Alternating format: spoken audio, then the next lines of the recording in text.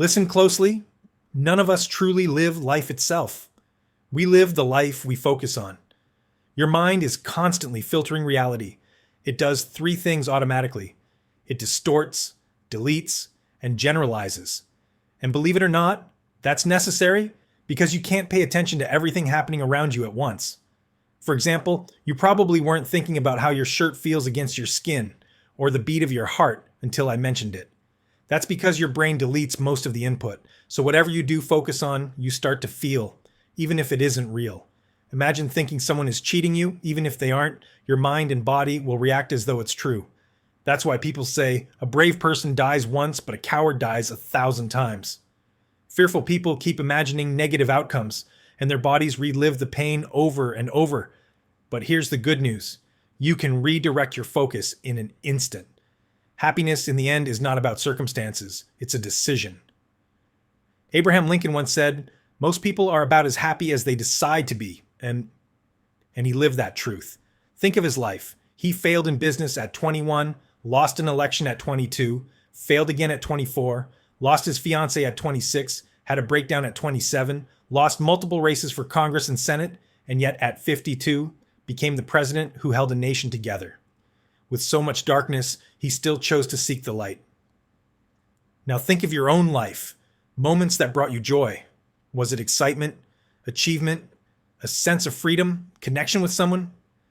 Maybe it was simply laughter. Notice how just by remembering, your body changes. That's the power of focus. If you let your environment decide what you focus on, social media, news, and other people will control your emotions. But if you consciously decide, you reclaim your power. Here's an interesting study. When people are asked the worst thing that could happen, many say becoming paralyzed. When asked the best, many say winning the lottery. But research shows that 3 years later, both groups, lottery winners and quadriplegics, report about the same level of happiness. Why? Because humans have an internal happiness system that adapts. At first, money brings excitement, but soon everyone wants a piece of you. For those who lost physical ability, the smallest improvement, like moving a finger, feels like a miracle.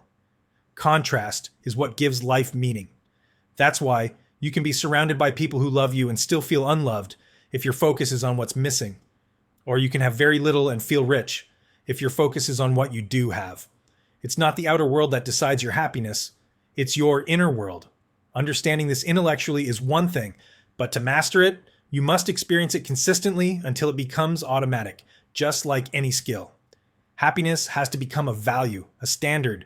If you value achievement more than happiness, you may succeed but still feel empty.